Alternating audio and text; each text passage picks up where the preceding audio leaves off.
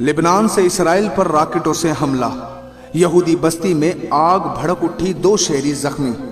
पिछले 10 मिनट में लेबनान ने इसराइल पर 100 रॉकेट फायर कर दिए हैं। आज मैं बात करना चाहता हूं पाकिस्तान के आर्मी चीफ हाफिज कुरान जनरल आसिफ मुनीर साहब से। आप हमसे ज्यादा बेहतर जानते हैं कि इस वक्त पर हमारे फलस्तीनी बहन भाइयों का क्या हाल है। वो पुकारती हैं कि क्या अब कोई सलाउद्दीन अय्यूबी नहीं आएगा, क्या अब कोई नूरुद्दीन जंगी नहीं आएगा। आप पाकिस्तान के आर्मी चीफ हैं। अल्हम्दुलिल्लाह हमने जितने भी मिसाइल्स बनाए वो इन काफरों के लिए बनाए। जिस कुत्ते का बस उठता है वो मुसलमानों पे जुल्म सितम मचाना शुरू कर देता है और कोई बोलने वाला नहीं है।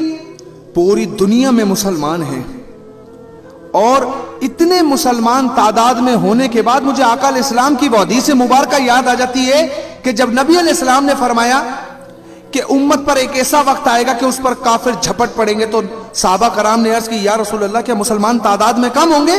तो नबी अलैहिस्सलाम ने फरमाया, नहीं, बहुत ज्यादा होंगे, लेकिन वो समंदर पर झाग की तरह होंगे, क्योंकि उन पर वहन गालिब आ जाएगा, मौत का डर और दुनिया की चाहत उन पर गालिब आ जाएगी। क्या आज ये वही वक्त है? आज हमारी माएं बहनें हमें पुकार रही हैं। हज्जाज बिन यूसुफ का जालिम तरीन बादशाह था, एक बेटी ने उसे खत लिखा था कि अल मदद अल हज्जाज अल मदद। वो जालिम तरीन बादशाह जिसने खाने काबा में पथराव कर दिया था, उसने लब्बैक कह दिया। तो हमारे दिलों पर कौन सी गर्दे सी? ये मिसाइल हमने किस लिए बनाए? शादियों में चलाने के लिए तो नहीं बनाए ना कि ये काफिर, ये 40 लाख यहूदी इतने ताकतवर है। इन्हें ताकतवर हमने, हमारी बुज़दिली ने किया है, क्योंकि हम ये कहते हैं कि इस्लाम अमन का दर्स देता है। तो मुझे बताओ ना कि इस्लाम जहाद का दर्स कब देता है? वो कौन सा लम्हा है जहां जहाद मुसलमानों पर फर्ज हो जाता है? आज अपनी कमजोरी छुपाने के लिए एक टाइटल लगा लिया गया, इस्लाम अमन का दर्स देता है। चाहे हमारे बच्चों को कोड़े मारे जाएं, हमारी बहनों के सरों से दुपट्टे खींचे जाएं, हमारे बूढ़ों के मुंह पर जूते रखे जाएं, उन पर गने तानी जाए, फिर भी मुसलमान ये कहे नहीं जी इस्लाम अमन का दर्ज देता है। तो कोई मेरे जैसे एक शख्स को ये भी तो समझाए कि इस्लाम जहाद का दर्ज कब देता है। हज़रत सलाउद्दीन अय्यूबी ने कहा था, मुझे नहीं पता कि इस्लाम किस तरह फैला, लेकिन मैं ये जानता हूं कि इस्लाम का दिफा आखिर तक तलवार पर ही होगा। इतनी बड़ी हस्तियां इतनी बड़ी बातें कर गई, लेकिन आज का मुसलमान ये कहता है कि इस्लाम अमन का दर्ज देता है। सब कुछ तो लुट गया, कश्मीर, फलस्तीन, यमन, शाम, बर्मा, बच्चों के कबाब बना के खा लिए गए। अगर किसी गोरे का कुत्ता भी मर जाए तो यूं आवाज उठा लेता उसके खिलाफ कि इंसानियत की खिलाफ वर्जी की गई है।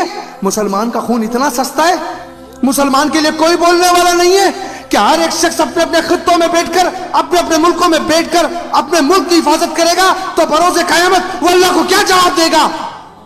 कब्र में रसूल अल्लाह ने मिलना है। अगर रसूल अल्लाह ने आपसे पूछा कि बता मेरी उम्मत पे खड़ा वक्त था, तो क्यों नहीं खड़ा हुआ? तो क्या सिर्फ ये कहकर खामोश हो जाएगा कि वो मेरी सरहद नहीं थी? जिसका बस चलता है वो मुसलमानों को मारता है। मुसलमान का खून इतना सस्ता है, जिसका बस चलता है वो मुसलमान की बेटी की चादर खींचता है।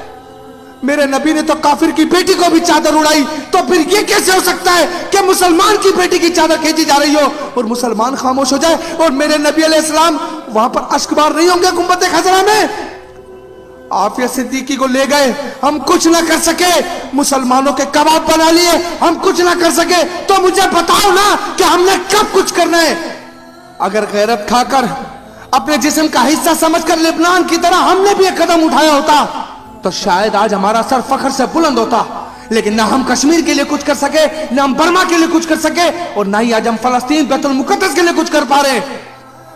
खुदा के वास्ते आंखें खोल लो यार, आर्मी चीफ साहब, खुदा के वास्ते आंखें खोल लो। मर रहे हैं, कब्र में जाना है, किसी ने दुनिया में नहीं रहना।